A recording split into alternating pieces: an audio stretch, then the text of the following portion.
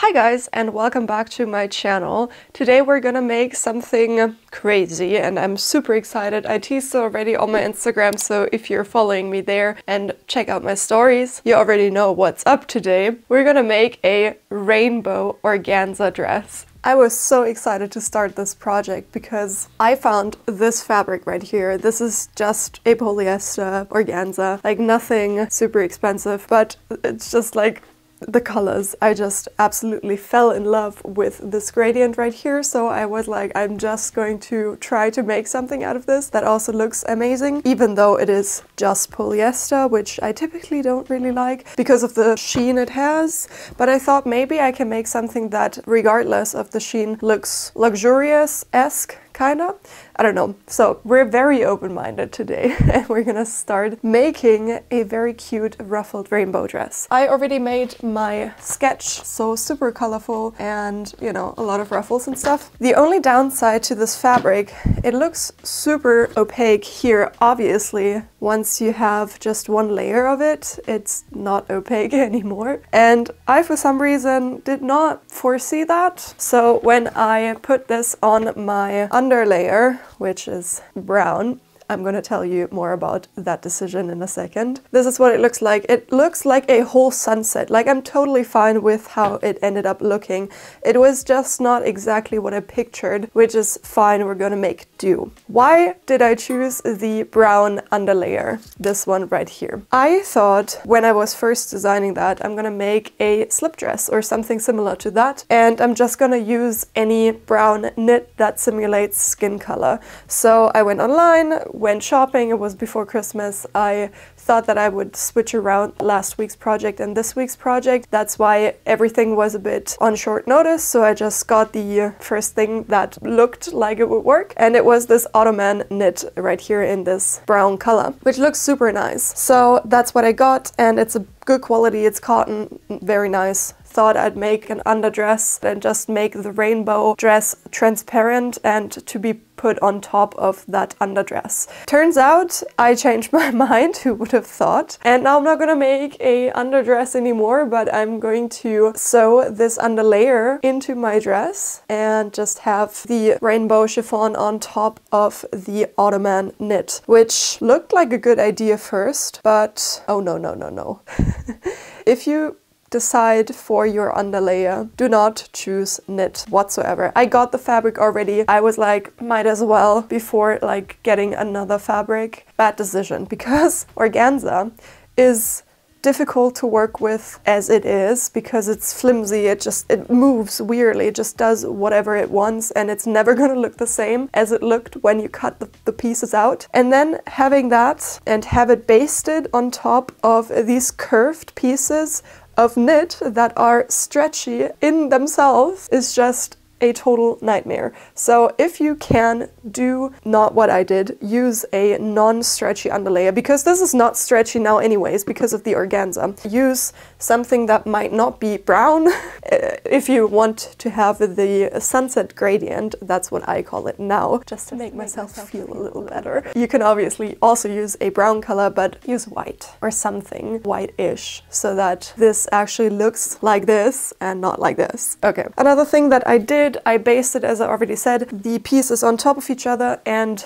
after basting I overlocked every single piece. But that's basically it. That's all the preparation that I did. This is not going to be a lined dress. This is going to be a dress that just has overlock seams on the inside. As this is a transparent overlay, you cannot make it any other way apart from lining it, which I wanted to avoid because it's just enough hassle to work with organza and this design in general, so I didn't want to add another layer, pun intended, to this project and make it even more difficult. And other than that, I think we can get started with the bodice of this dress. So this is what the pieces look like laid out. This is how they're going to be sewn together. I will leave the side seam open as per usual, because that's just how I like to put my sleeves in the very end when the side seam is still open. So I will be starting with putting the underlayer right here together, and I have a center front seam that I close, and then once that is done I can also close the front dividing seams as well by putting right sides together of the lower side front pieces with the lower front pieces. I'm going to iron the seam allowances open.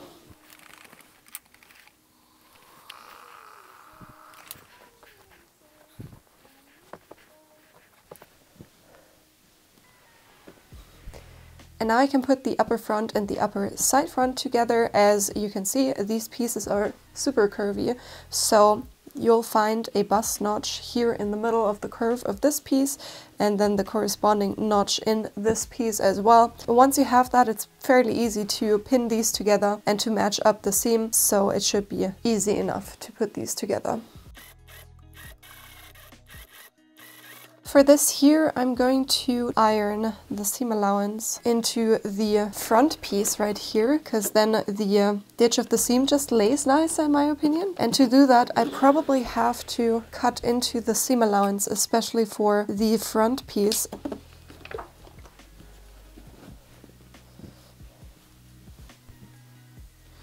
Once you put these together, like try to align these, you'll see that there is actually some space here in the center front that is missing. And for that, we're going to use our long shoulder strap piece right here that we're going to put over the shoulder towards the back piece, also into the underbust seam. To use this, we have to put our shoulder seams together. So we can just take our back pieces that look like this and just close the shoulder seam right here. As you can see, the shoulder seams do not match up, so you have to ease them together, as that just makes the shoulder just fall better. That's the only reason. So I suggest to have the back piece on the bottom so that the machine helps you guide it through, and the top on the top of the machine. That's just making it way easier. And as you can see, this is about 1 centimeter. You can just ease them together. To avoid any bulk, I'm actually going to iron the shoulder seam open. If you're using any thinner material, just iron it towards the back. It's just going to lay nicer. But for me, I think it's the best solution to iron it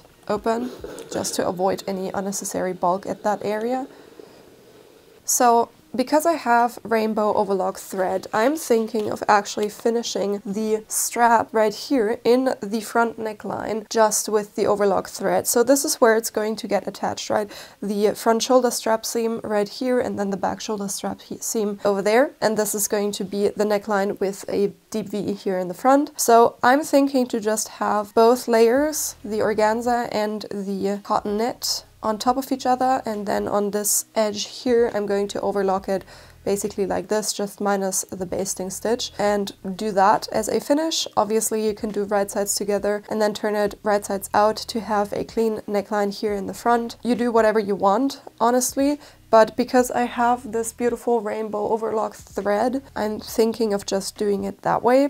And probably it's also easier with, you know, my problem of knit and organza fusing together. Which is, by the way, also why this looks so wonky here. It is what it is now. Let's actually put these pieces together. And I'm going to finish both of the long seams right here.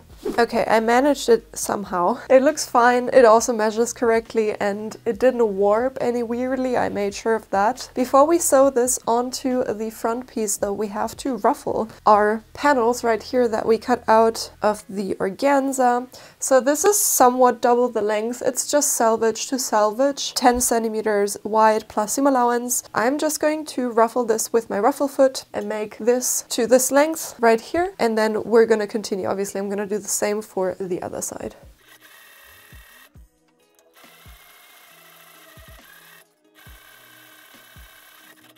Okay, I ruffled it and it came out a bit too short. Since I did it with my ruffling foot, I cannot adjust it now, so I suggest to do that by hand. What I will be doing to just have it clean, I guess, I'm going to make the ruffle flow into the front piece and the back piece. So I'm actually going to start 1 centimeter higher than my front piece, like just where the stitching line of my underbust seam is, and just pin it in place. And then once it goes to the ruffled part actually. I'm going to have like this edge somewhat overlap so that it flows nicely into the ruffled part here, and then just start pinning that part into place as well. And once I do that, the whole strap seam is actually going to be covered with ruffles. So that's my solution for that. Obviously, if you're ruffling by hand, you have a better overview how much you have to ruffle it, as you can decide that while ruffling. But for this is fine too, so I'm just going to pin this onto the seam right here. And now this is going to get probably attached. Not sure if I should do this or if I should do this. Probably this is going to look better. Yeah, I'm probably going to sandwich the ruffles in between, so I'm just going to sew it regularly. And I can do that in one go. Since I made sure that all of the ruffles are pinned nicely, I can just do another row of pins on top of it and then just sew this in one go. And you should find notches in your strap. I cut it off because I was overlocking this, so I'm just going to try to make this go together nicely. Okay, this is what it looks like. It worked pretty well. Super happy with how it turned out. And now I'm going to iron the seam allowance into the strap. That's how it wants to lay because of the ruffles. So what I do for that is I'm carefully, as to not flatten the ruffles, iron the seam allowance into the strap.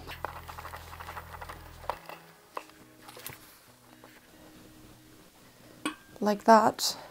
So next up we are going to put our lower piece, that is the lower front, the lower side front, all put together, right sides onto our upper front pieces. And we're gonna find that the strap is not gonna end at the center front. That's because I personally chose to put an overlock edge at the end and not, you know, a finished edge. If you were to put like right sides together and then finish it that way, if you did that, it's gonna end in the center front. If you do it how I am doing it, then you have to overlap your seam allowance 1 centimeter towards the other side, respectively. So you're gonna end up with like a small overlap in the center front, which is, in my opinion, also a really nice look. And make sure when you put all the pieces together that all the dividing seams line up, especially with my fabric. As I have a gradient in my fabric, you're going to end up seeing all of the seams. So if you don't make that perfect seam on the front dividing seams especially, then you're going to end up seeing that. So make sure to align that very well. This is what it looks like. I'm also gonna iron the seams open so that there is less bulk, but obviously you can also choose to top stitch it down. That will make the seam a tiny bit less bulky. I won't do that because I don't personally want that look for my design here. Next up, we're also gonna put the lower back pieces onto the whole piece that we already have. That's pretty much the same. The only thing that you have to watch out for is if you have an overlock edge, you need to ease the whole length of the underbust seam in the back onto the lower back piece with 1 centimeter seam allowance in the center back still left, so that you can put the zipper in. It's just 1 centimeter, so it doesn't perfectly fit together there, so that's just one small thing that you have to do if you choose to do the overlock edge.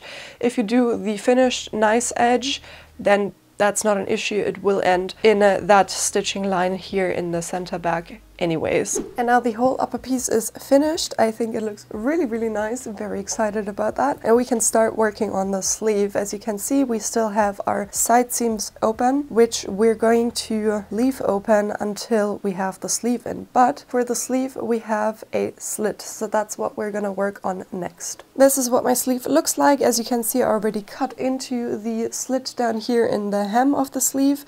You're gonna find the opening in the pattern, just cut into it. And now we're gonna take, oh, this gradient looks really, really nice. And now we're gonna take our slit piping, that is this small pattern piece right here. It should end up being only 2.5 centimeters wide, so that you don't need to add any seam allowance on this piece, but it's gonna be written on your pattern piece as well, so don't worry about that. And now we can go ahead and prepare these itty bitty tiny pieces right here, and we're gonna do that with ironing. What I like to do first is just iron it in half, and I found it's the easiest if you pull on one side so that it doesn't like wobble up.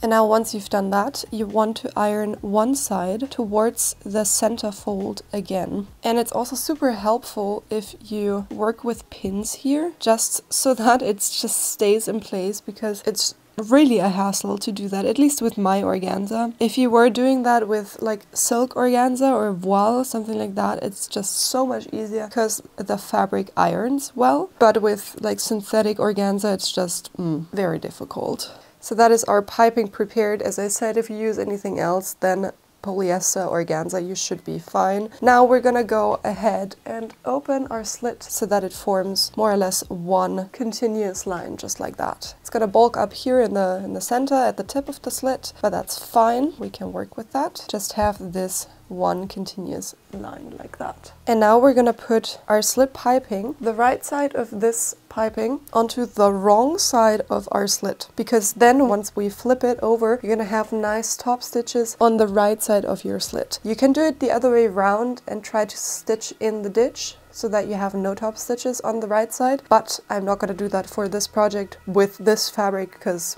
whole other level. Not gonna do that. I don't need to annoy myself any more than I already have with the choice of my fabric. But basically what I'm gonna do is I'm going to put this on the edge of my slit and try best and neat as I can to just pin this in place. And I'm going to have over the whole slit 5mm seam allowance. Now once I reach the tip of the slit, it's obviously not gonna be 5mm because we have the tip of the slit there. So what I will be doing, I'm going to have a needle at 5mm at the slit piping that reaches a tiny bit further than the end of the slit. So I'm actually pinning inside of the fabric, which is important, so that I make sure once sewing that I catch both layers, and that just eases into 5mm once we're over the tip basically. And same goes to the other side. And the slit piping is made to be a tiny bit bigger than the slit itself, which is on purpose because we're just gonna cut it off after we're done with putting the slit piping on, so don't worry.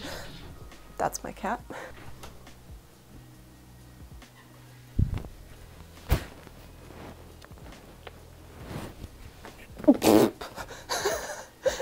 Okay, she just wants to go to the window.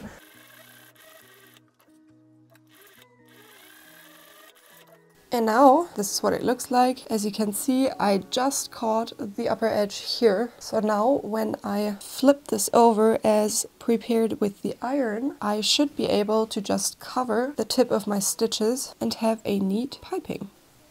And now I can stitch very closely to that open edge and finish the slit completely.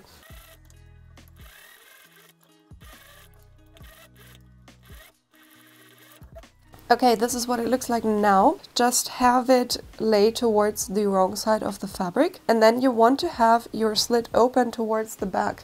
The back is always the one with less room here. As you can see, there's so much more room here for the front, so you want it to open that way, always facing towards the back.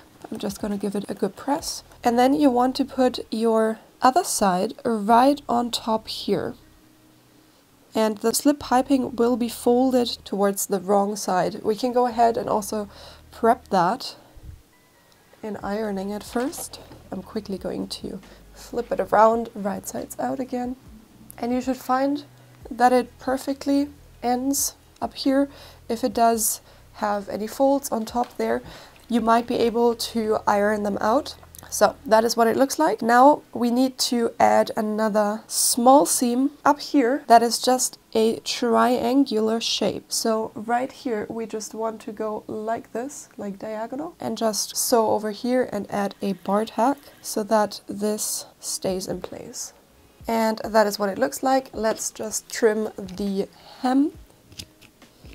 So now before we put the sleeve in our shoulder seam, we want to overlock the sleeve side seams and the sleeve head, because this is already overlocked and it's sheer fabric, so you're gonna see it. And therefore I'm going to overlock this really quickly. So now in order to put the sleeve head into our armhole, it's way too big, obviously. We have to gather it down to fit the size of our armhole. So I'm just going to do that with a quick basting stitch together. So I'll pull on the bobbin thread and then I'll put right sides together and just, you know, make it fit into the armhole.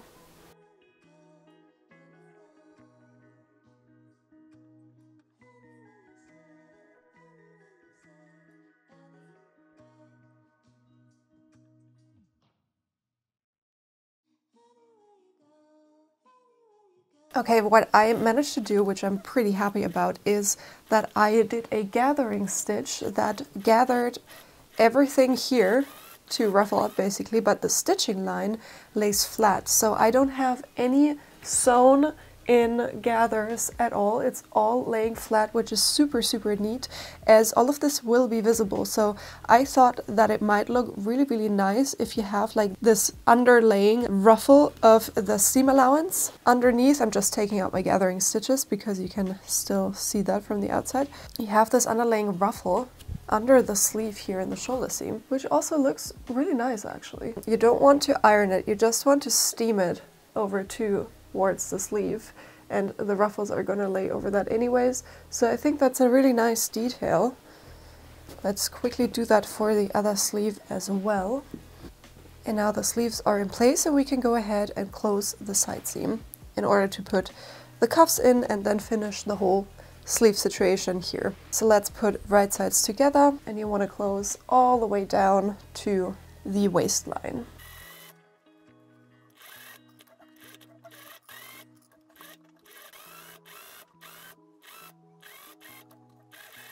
Let's quickly iron this. I'm going to iron this open as well.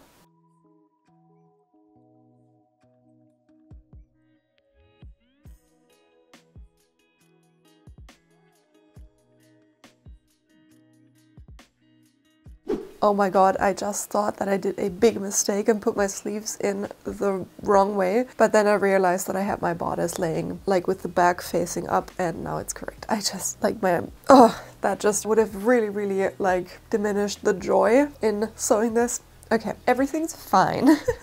Let's finish the cuffs. For that, we need to actually ruffle up or like gather the sleeve hem to fit the cuffs. I'm still debating whether it's the smarter solution to finish the cuffs now, like with the buttonholes at least. I think it's the smarter thing to do. So let's finish the cuffs before we do anything with the sleeves. We have prepared the cuffs already in folding it in half and then ironing one side of the seam allowance inwards. So that's what they look like. Don't worry about the overlocking here. I just didn't know exactly how to put both layers together, so I tried it with the overlock, did not work out, and that's why I basted everything separately. You don't need to overlock your cuffs because everything will be, you know, hidden on the inside. So we're gonna have to finish like the two sides, and then we're gonna put the buttonholes in one side. To do that, we're quickly going to sew both of the short sides close. I'm going to start sewing right here in the fold line, so 1 centimeter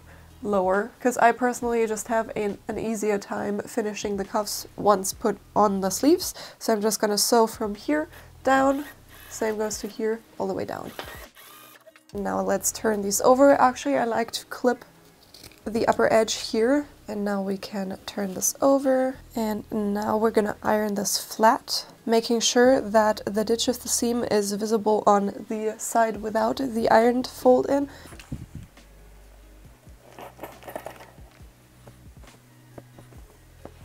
And now with both of the cuffs prepared, I can go ahead and copy the placements of my buttonholes that I already put onto my pattern. For that one, I'm not sure if I should do that, because then you're gonna not have that much room to fiddle around. I might do this last one down here at the very end once the sleeve is already in place. But I will be doing these upper ones because I really don't like having to move around a whole lot of stuff. So that for me seems like the best solution. Okay, now that the buttonholes are in, I chose the same thread as for my overlock so that it all fits together nicely. We can go ahead and gather the sleeve hem. So I'm also just gonna do that with a gathering stitch and gather it to the size of my cuff right here. So it's basically like half of what it is right now. And now I can just pull on the bobbin thread to gather the sleeve up.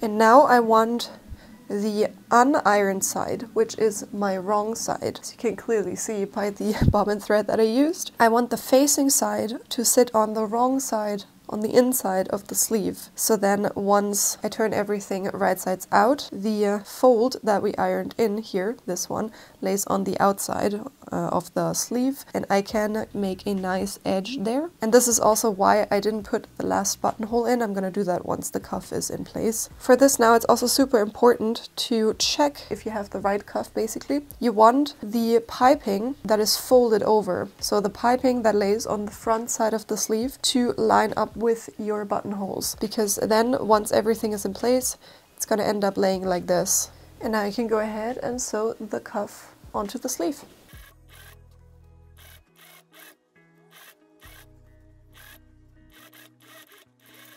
So now that this is on, you actually want to stuff all of your seam allowances towards the inside and then lay the cuff just right on top of it. And then I'm just gonna put a pin right in here to keep it in place. I make sure to cover these stitches that I have here. Not the gathering stitches, I can take these out, but that seam line that holds the cuff and the sleeve together, I need to cover that. Like that, and now I can sew very closely right here on top.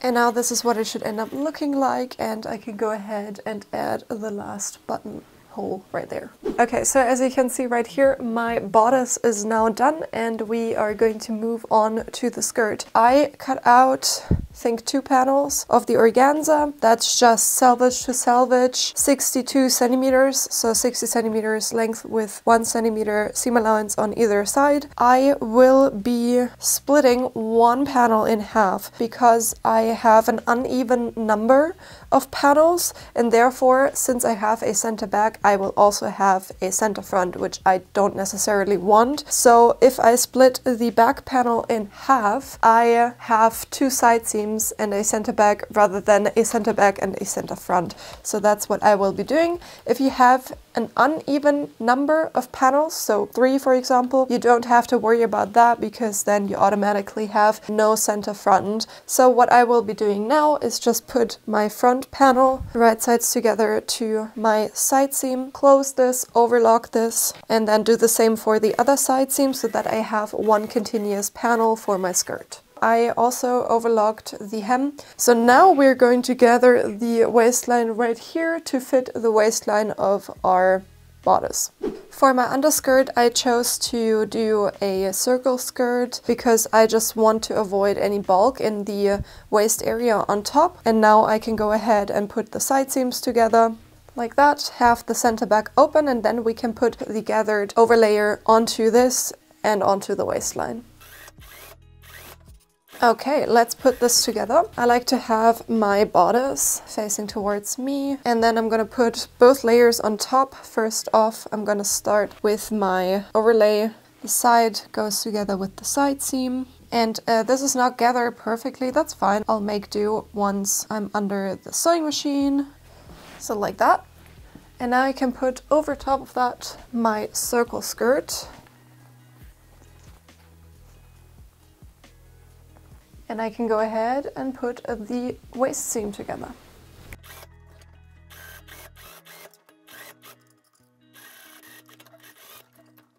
Now that that's all in place, this is what it looks like. I overlocked the waist seam. I'm gonna put the zipper in now. It's just a simple invisible zipper. You've seen me do that plenty of times probably, so I'm just gonna switch to once I have the zipper in. You'll find a notch in the skirt pattern until where you need to put your zipper in. The rest just gets sewn together separately. This panel with the corresponding panel on the other side, and then also this with the other underskirt. So let's quickly do that. Okay, now that's done. We're gonna iron everything, especially the center back. I think I'm just gonna iron this open.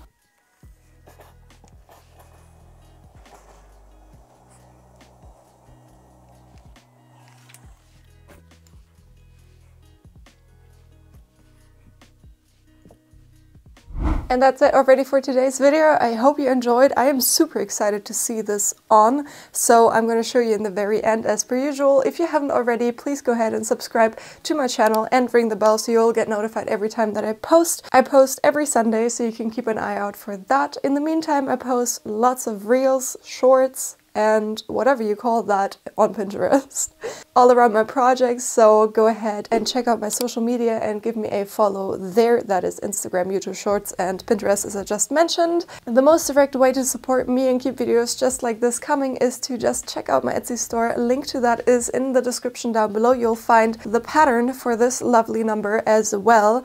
Sometimes I remember to also put it in the pinned comment, so if you don't find it there, the direct link is in the description box. And with that, thank you so much for watching, and I'm gonna see you next Sunday. Bye guys!